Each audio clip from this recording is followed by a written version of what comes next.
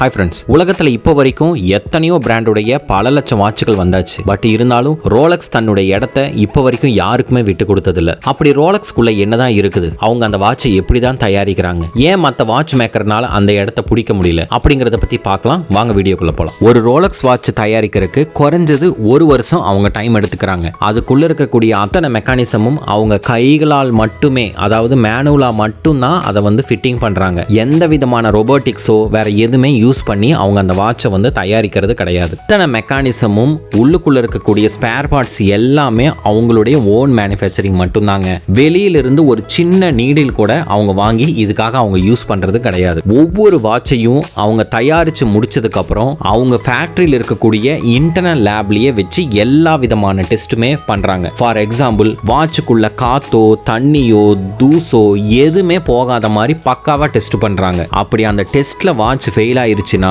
Immediately அந்த வாட்சை அவங்க ஸ்கிராப் தான் பண்றாங்க. ரோலக்ஸ் வாட்ச்ல மட்டும்தாங்க வேர்ல்டுலயே high quality stainless steel use பண்றாங்க. மற்ற எல்லா பிராண்டுமே 316 குவாலிட்டியில தான் யூஸ் பண்றாங்க. ஆனா ரோலக்ஸ்ல 904 குவாலிட்டியில எக் யூஸ் பண்றதுனால வாட்சுடைய குவாலிட்டி வேற லெவல்ல இருக்குங்க. உலகத்தில் இருக்கக்கூடிய எல்லா வாட்ச் மேக்கருமே தன்னுடைய வாட்சஸ்ல பாயிண்ட் சம்திங் அளவு கோல்டு யூஸ் பண்ணுவாங்க. அவங்க எல்லாருமே அந்த கோல்டை பார்த்தோம்னா வெளியிலிருந்து பர்ச்சேஸ் பண்ணி தான் யூஸ் பண்றாங்க. ஆனா ரோலக்ஸ் மட்டும்தான் அவங்களுடைய வாட்சில் யூஸ் பண்ணக்கூடிய எல்லா கோல்டுமே தனக்குன்னு இருக்கக்கூடிய ஓன் ஃபவுண்டரிலிருந்து அவங்க எடுக்கிறாங்க. ரோலக்ஸ் ஹெட் குவார்ட்டர்ஸ் ஆஃபீஸ் உடைய செக்யூரிட்டி சிஸ்டம் அமெரிக்காவில் இருக்கக்கூடிய பென்டகனுக்கு ஈக்குவலா இருக்கக்கூடிய செக்யூரிட்டி சிஸ்டம் தாங்க. ஒரு ஃப்ளோர்ல இருக்கிறவங்க இன்னொரு ஃப்ளோருக்கு போக முடியாது, அவங்கள பார்க்க முடியாது, அவங்க கிட்ட பேச முடியாது. இந்த மாதிரி பல செக்யூரிட்டி சிஸ்டம் அவங்களுடைய ஃபேக்டரியில் அவங்க வச்சிருக்காங்க. ரோலக்ஸ் வாட்ச் உடைய குவாலிட்டிக்கு எக்ஸாம்பிளா ஒரு விஷயம் சொல்லணும் அப்படின்னா, நீங்க இந்த வாட்சை கட்டிக்கிட்டு கடலுக்கடியில் கிட்டத்தட்ட 40,000 அடிக்கு கீழே போனாலும்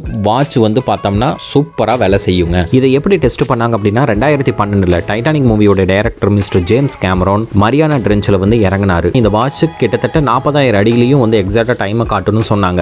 அதை ப்ரூவ் பண்ணணும் அப்படிங்கறக்காக ஜேம்ஸ் கேமரான் கையில வாட்சை கட்டிட்டு கிட்டத்தட்ட 7 மணி நேரம் கடல்ல டிராவல் பண்ணியிருக்காரு. அந்த 7 மணி நேரத்தில் வாட்ச் எக்ஸாக்டா பார்த்தோன்னா டைமை காட்டுச்சுன்னு அவரே சொல்லியிருக்கிறாரு. நம்ம ரோலக்ஸ் வாட்சை பத்தி இவ்வளவு தெரிஞ்சுக்கிட்டாச்சு. ஆனா ரோலக்ஸ் உடைய மீனிங் என்னன்னு கேட்டா இப்போ வரைக்கும் யாருக்குமே தெரியாதுங்க. இந்த கம்பெனியுடைய ஃபவுண்டர் என்ன சொல்றாரு அப்படின்னா, வேர்ல்டில் இருக்கக்கூடிய எல்லா லாங்குவேஜ் பேசுறவங்களும் இந்த வேர்டிங்கை ஈஸியா ப்ரொனன்சியேஷன் பண்ண முடியும் அப்படிங்கறக்காக தான் நாங்கள் இந்த பேரையே வச்சோம். ரோலக்ஸ் உடைய வேர்டுக்கு வேற எந்த மீனிங்கும் இல்லை அப்படின்னு அவங்க சொல்றாங்க. இந்த மாதிரி பல இன்ட்ரெஸ்டிங் ஃபேக்ட்ஸை பத்தி தெரிஞ்சுக்க நம்ம சேனலை சப்ஸ்கிரைப் பண்ணுங்க.